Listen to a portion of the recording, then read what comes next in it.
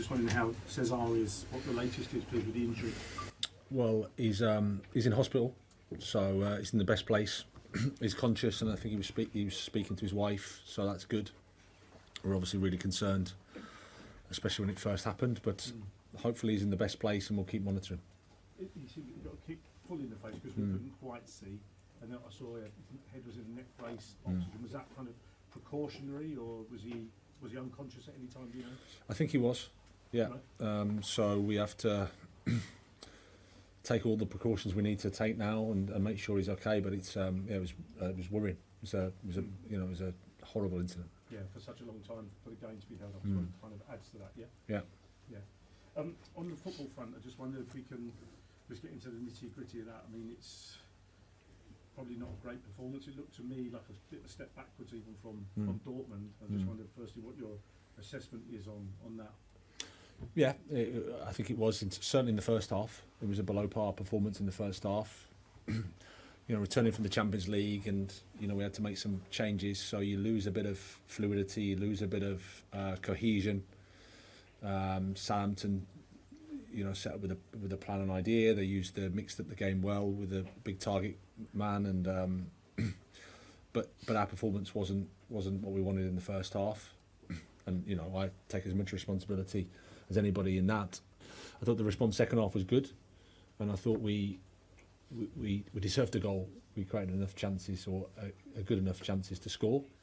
But when you don't, then obviously it's difficult to win football matches. Okay, Jerry, move around and get one chance. Jerry. Yeah. David Fofana played the first 45 minutes, but what was the thinking to bring him off at half time? Well, just to use Raheem, really. We wanted to use Raheem in the wide areas, and that was the decision. It was a tricky one for David. I think he had one really good action, so it wasn't necessarily a reflection on him. It was more just tactically to use Raheem. Neil Warnock. Can you just confirm players were injured who weren't in the squad? Reece James, Thiago Silva, Cucurella, Ziyech, Loftus-Cheek, Jack Woodington? No injuries. No injuries. More just the turnaround of the games and the demand of the games, considering a few of them injuries-wise previously, and certainly with Reece, 2 90s, which is more than we expected at the start of the week. So it was just a case of managing the load and managing the squad. Anybody? It's only a short walk between the press box and here, but I got approached by 2 Chelsea fans separately on my way to here. Negative feedback. One said you had to go, the other said you're the worst manager in this club's history. How would you respond to that kind of criticism, and what would you say to fans like that? Well, after a 1-0 defeat at home, any criticism you get is understandable. I think we've had a tough period, and I think we've had lots of challenges in terms of integrating young players into the Premier League. Whilst results don't go your way, then it can be tough. That's how it is, and I'm sure there'll be people out there that will think I'm the problem. Absolutely, and I understand.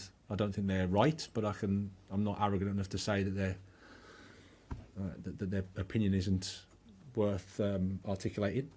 My job is to help the team keep working through a tough period. We've had to make some changes today, so in the truth is we took a step back in our performance in the first half. The response in the second half was good, but it wasn't good enough. Jacob Steinberg. Obviously, you made chances in the second half. It could have gone differently, but when it's a second half like that, there might be people wondering why you don't have a striker like Aubameyang on the bench, just for those moments. I mean, you've said that he's shown great attitude, trained well since being left out of the Champions League squad. So, what is it that he's not doing to get involved on a day like this when you make so many changes? What's he have to do? Well, I would say keep doing what he's been doing. We made a decision to give David the opportunity, and you've still got Kai and Raheem coming on. I thought they impacted the game well, but obviously when you don't score, we've created some chances recently, but when you don't score, I understand the question. Okay, we'll do one more, and then we're going to do a Sundays, Andy Dillon, and then we'll finish there. Graham, inevitably with Chelsea, it's always everything's highlighted, so you lose with a performance like this, and there's a lot of conspiracy theories. It's taken a long time for you to come in today. Has there been a big kind of inquest in the dressing room? I don't know if it's logistical, do you still think you're the man for the job? Have you spoken to the owners, or do you expect some sort of feedback from them over the way things are going? There's absolutely no conspiracy, Andy. Sorry, I can't give you that. It's just there's a lot of media, and I think my colleague has done the media before me, so it's as simple as that. I always come in and speak to you guys. I understand the questions, and I'm not going to, when we've lost 1-0 at home to Southampton, with the greatest respect to them, it isn't good enough because of the results we've had recently. Absolutely, like I said, first half is as much my responsibility as anybody's. So the performance wasn't good. I thought the second half performance was better, and I thought we deserved to score. I think if you score, then the game changes around. But at the same time, 1-0 isn't good, and we're disappointed with that. Okay, we're going to leave it